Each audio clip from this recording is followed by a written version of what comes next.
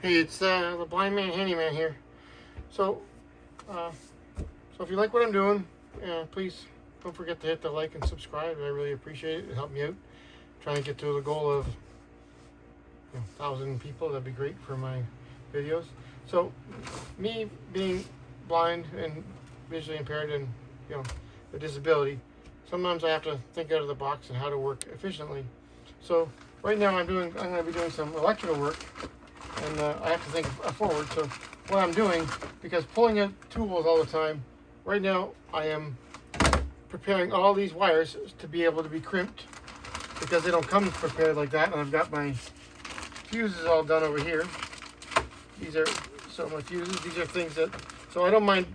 Sure, I'll go do the wiring, but this will just save me time, because working at the table here and doing these all in one bunch. So I have my little tool set. So I'm getting lots of use out of my Hystronic wire stripper. Now it's one sec, funny, because I probably got something in it.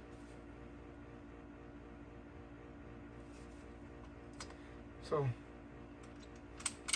something wacky going on there. So having a disability is challenging. So I've met a lot of people since I've been blind, and I've learned a lot from other people how to do things, and it's always a learning process.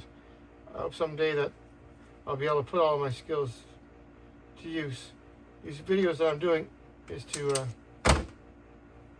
hopefully someday teach other people that are blind to put their skills to use, because it doesn't even have to be that they've done this before. I'm hoping that I can encourage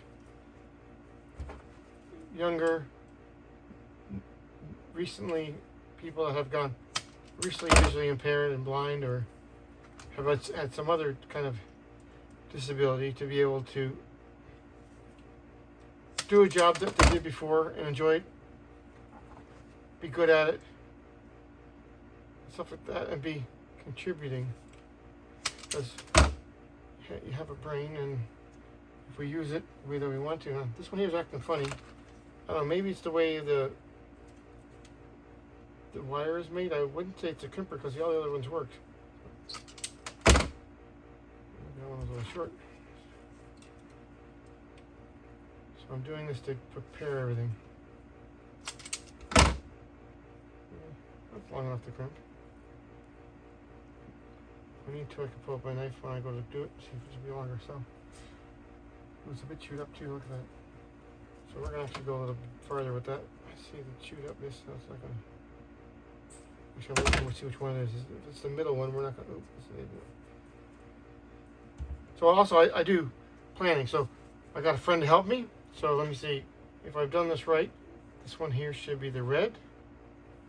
This one here should be the yellow. This should be the blue. This should be the black. And this should be the white. So this wire here is the wire where the power would come in. Now if the relay, before you put power to it and you wanted to have a connection, you'd hook this wire and this wire together, so the power would be running through. But when you make the connection through here, then this would open up. So say if you wanted to open up, say you've got a solar panel on it, and you don't want to be double charging.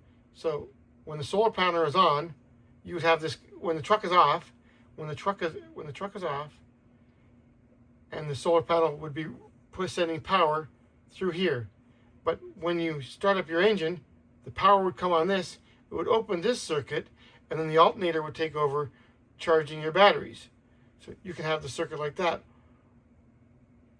And so then so as soon as you took your key off, this closes, the alternator stops charging, then it resorts back to the solar panel to keep it maintained. So that's one circuit I'm thinking about doing. Or the circuit for my heaters, where I'd use it the other way, is that there's heaters that heat up my cabinet. I would have hot wire going to here, and then going out here, going to the heater, and then when this connection makes, the electricity goes through it, then the connection would be then looped through, and my heaters would turn on. But first, what would have to be happening is I would set this to I'm going to have a solenoid that only going to work when the key is on and the vehicle is running. I'm going to have a solenoid that powers up, and then it'll liven up so that I can send the power to my accessories. Not until my truck is running for some accessories. So I've got a bit of fooling around to do. So that's why I have all these relays. Now these came in a pack of 8 and some fuses and stuff. So right now I'm going through the planning stages of how I'm going to wire this up to be as efficient as possible to me. And like there's other things that I'm going to be running. I have this cool thing that I'm going to be putting on it. I'm going to be putting these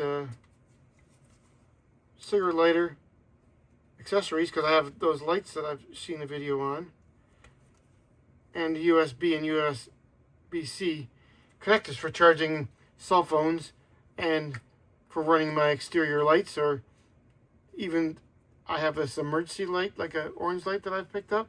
So say if I'm out somewhere close to a road, sure, my truck has the emergency light there that's on top of my truck, but what about if you're up, pulled ahead of the person and they're back so far? I want to put a cord so I can stick my yellow light at the back of their vehicle so that people know that I'm out behind their vehicle.